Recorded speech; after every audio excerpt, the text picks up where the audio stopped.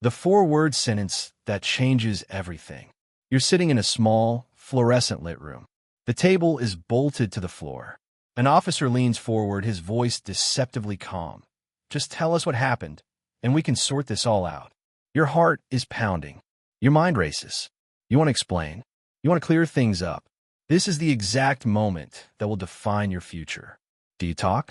Or do you say the only four words that truly matter? I want a lawyer. Then you shut your mouth. Completely. Not another word. This isn't just legal advice. It's a survival skill.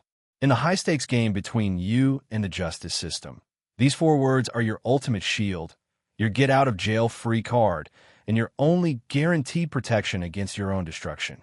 Why? Because the system is not designed for you to talk your way out. It's designed for you to talk your way in. Part 1. The golden rule every criminal lawyer knows and wishes you did. Never, ever, under any circumstances, talk to the police without your lawyer present. You've probably heard this cliché, but do you know it's not just advice?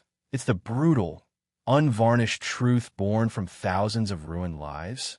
The calculus of confession. Police interrogators are not your friends, your therapists, or your guides to the truth. They are professionals with one primary goal: to get a confession or incriminating statements. Their success is measured by clearances and convictions, not by your innocence. To achieve this, they are legally allowed to use a toolbox of psychological tactics that would make a chess grandmaster blush. They can and will lie to you. This is the single most shocking truth for most people. An officer can look you dead in the eyes and say, "Your fingerprints are all over the weapon," or "Your friend in the other room already confessed and named you," even if it's a complete fabrication. This is legal. This is standard procedure. Their lies are designed to break your resolve, make you feel trapped, and convince you that cooperation is your only way out. The myth of the off-the-record chat. Nothing is off the record. The friendly officer who says, "Just between us," or "Let's have a casual chat in the hallway," is still gathering evidence. That casual chat is being memorized, noted, and will be recited word for word in court. The innocence trap. Here's the cruelest twist. Innocent people are the most likely to talk themselves into a conviction. Why? Because they believe the truth will set them free. They think, "I have nothing to hide." So they agree to just answer a few questions. They go into the interrogation room wanting to help, to clarify, to correct the misunderstanding. This makes them vulnerable to having their words manipulated, taken out of context, and woven into a narrative of guilt they never saw coming. A study by the Innocence Project found that in over 25% of DNA exoneration cases, innocent defendants made incriminating statements, gave false confessions, or pled guilty to crimes they did not commit. They talked when they should have stayed silent. Part 2. The magic, and at IS magic, of "I want a lawyer." When you clearly and unequivocally state, "I am invoking my right to remain silent. I want a lawyer," you are not being difficult.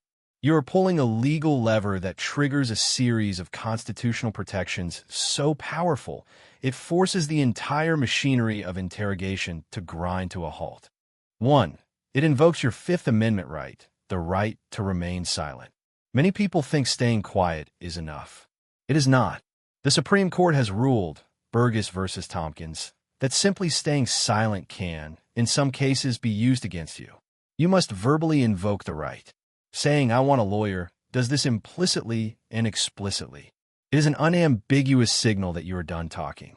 2. It invokes your Sixth Amendment right, the right to counsel. This is the big one. Once you ask for a lawyer, all questioning for that specific offense must cease immediately. The police cannot badger you, persuade you, or try to change your mind. They must stop. If they continue to question you after you've invoked this right, anything you say is likely to be thrown out of court. You have placed an impenetrable barrier between yourself and the interrogator. 3. It changes the entire dynamic. Before you ask for a lawyer, you're a suspect in an active interrogation. The officers are in control. The second you ask for a lawyer, you shift from being a suspect to being a person represented by counsel. You're no longer alone. You have invoked a fundamental constitutional right that even the most determined officer must respect. The power balance shifts, however slightly, in your favor. Part 3. The then shut up protocol. Why silence is your superpower. Saying the words is only 10% of the battle. The other 90% is absolute, unwavering silence. This is the hardest part for humans. We are wired to fill silence, to explain, to correct. The shut up checklist. Do not explain why you want a lawyer. Do not ask, do you think I need a lawyer? Do not engage in small talk while you wait. Do not answer just one more question. Do not sign any documents, waivers, or forms. Do repeat your mantra if pressured.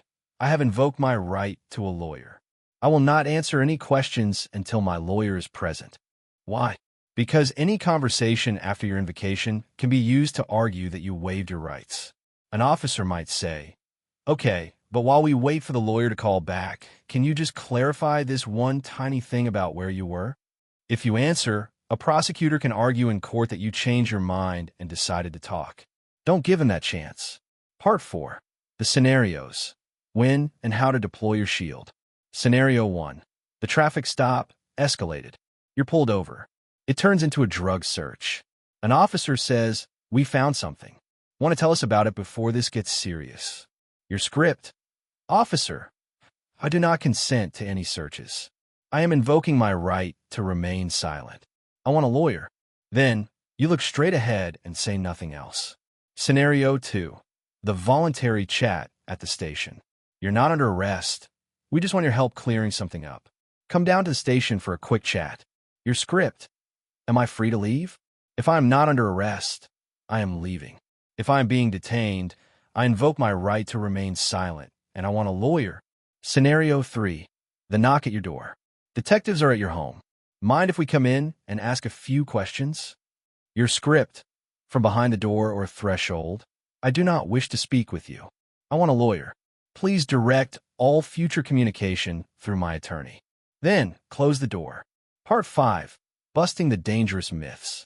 Myth. It makes me look guilty. Reality. Guilty people routinely talk without lawyers. Innocent people get convicted because they talked. Looking guilty to an officer is irrelevant. Being convicted by a jury is everything. Let your lawyer, later, demonstrate your innocence with strategy, not your rushed words in a panic. Myth. I can explain my way out of it.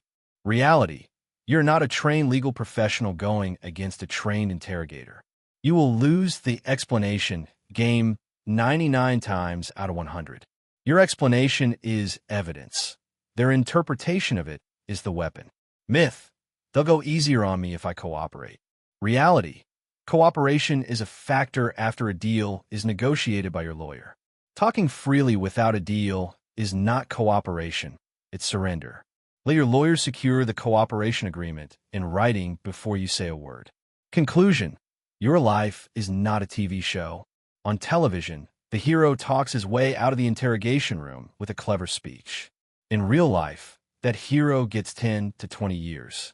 Your words are the evidence the state will use to cage you. Your lawyer's words are the tools that will defend you. The moment you feel the spotlight of law enforcement on you, whether in a street stop, at your home, or in that cold interrogation room, your mind should snap to a single, non-negotiable action plan. Step 1. Take a deep breath. Calm your nerves. Step 2. Say clearly and politely, I am invoking my right to remain silent. I want a lawyer. Step 3. Shut up. Literally seal your lips. Do not nod. Do not explain. Do not utter another syllable. Then, and only then, wait for the only person in the room who is legally and ethically required to be on your side, your attorney. Those 4 words aren't a suggestion. They are the most important sentence you will ever say. Use them.